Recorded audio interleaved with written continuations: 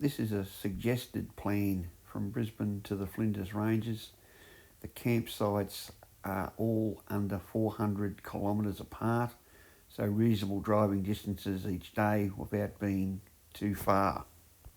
If you need or want powered sites, these suggested camps will not suit you at all because only number 1 has power. The next 4 camps are free camps, unpowered. I'm guessing people leaving from the Sydney-Newcastle area wouldn't want to drive too far north towards Brisbane when they have to go west to the Flinders Ranges. So they would cut across and meet up with the group, possibly at the 2nd, 3rd or even the 4th campsite. Those leaving from Brisbane, it would be more like this: 319 kilometres to the first campsite at Yalarbin Recreation Ground. Powered sites are $15 where the caravans are parked. Unpowered sites, where you see our motorhome on the left, is $10 a night. It's a very good camp. 315 kilometres to the next campsite for night 2. We haven't stayed at this camp, but it appears to have plenty of space for a number of motorhomes. Day number 3 is 347 kilometres to the next campsite. It has lots of room for a good number of motorhomes. It's 324 kilometres to the next overnight stop. It's just really a rest area, but it appears to have plenty of room for what we need. A little bit longer drive today of 368 kilometres gets us across the border into South Australia to stay at this place.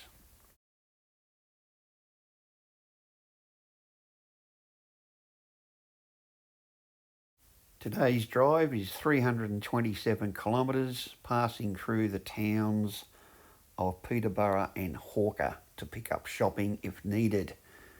This drone photo I took of our overnight stop shows the Flinders Ranges in the distance and also some ruins just in the background, not far from where we're parked. The next morning it was a short drive up to the right-hand turn onto the Moralana Scenic Drive.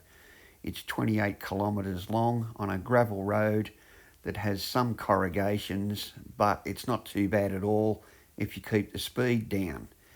It can take up to 2 hours to do this drive, not because of road conditions, but there is just so much to see. It's a magnificent drive with beautiful scenery along the way.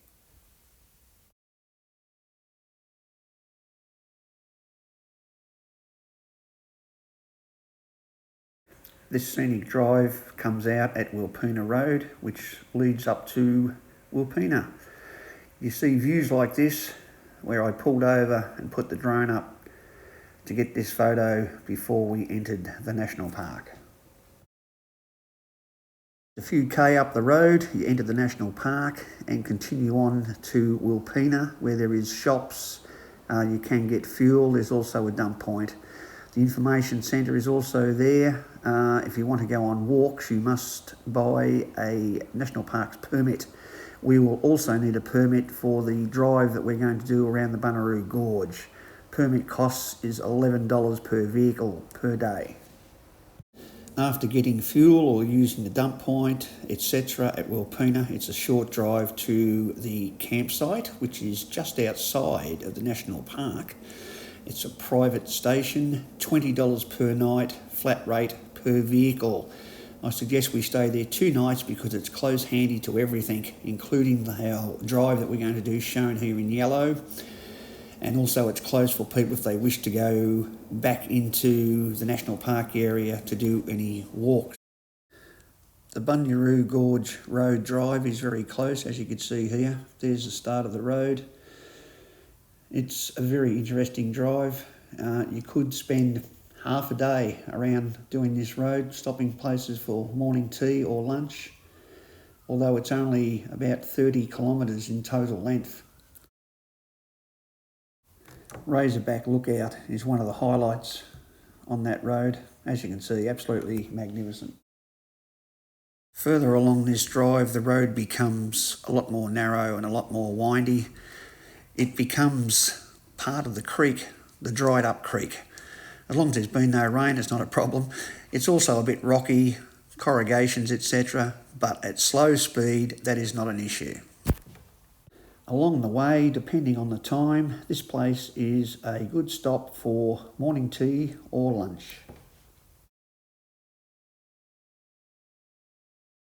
Continuing along this very interesting drive, there is a couple of campsites. They're national park campsites and they're not suitable for us because they're very, very small.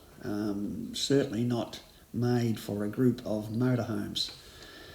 The drive comes back out at the main drag, which leads back down into our campsite, which is not all that far away.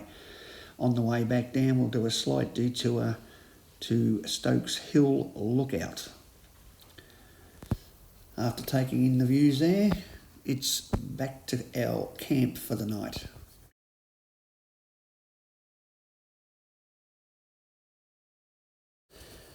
The next day, it's back onto the main drag and head north up towards the town of Blinman. On the way up to Blinman, we would stop for maybe half hour to have a look at the Great Wall of China.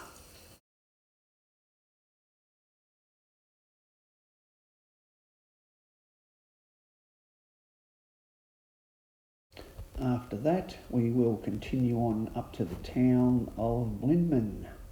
It's not a huge town, but there's some things there to have a look at. There's also a hotel. They do have mine tours. I haven't been on the mine tour, but there is very good reviews about it. We don't camp at Blinman. We head along the Parachilna Gorge Road, and it's only about 15 kilometres to our campsite in a beautiful area. This Parachilna Gorge Road is quite well maintained. There's a couple of dry creek crossings, but nothing to be concerned about at all. It winds its way through the gorge, very nice scenery, until we get to our campsite, which I suggest staying there for 2 nights. It's a very nice place.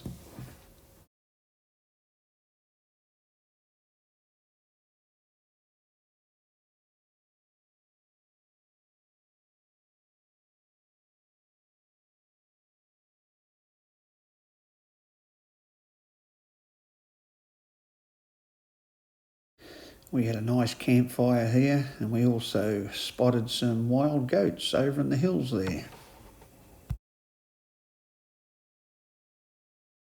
When we leave this camp, it's only another 15 kilometres to Parachilna, back out on the main sealed road. On this straight section of road towards Parachilna, you start seeing the Flinders Ranges in your rear view mirror, and you finally realise you're leaving them behind.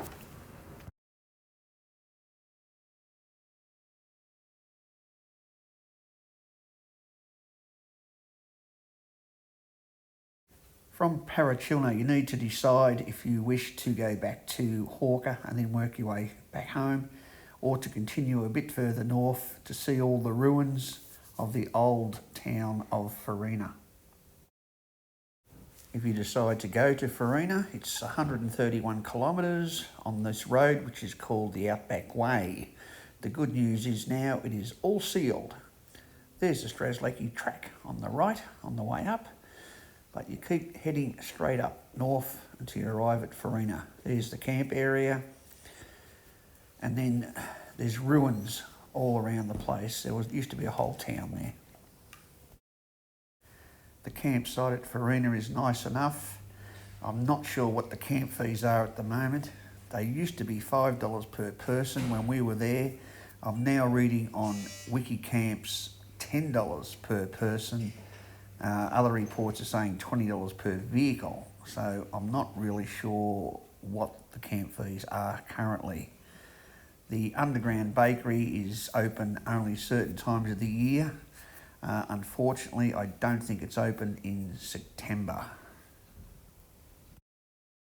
Remember that this planned trip is not for everyone. There is mainly all unpowered sites for camping, and there is national parks to go through, so no pets and quite a bit of unsealed road.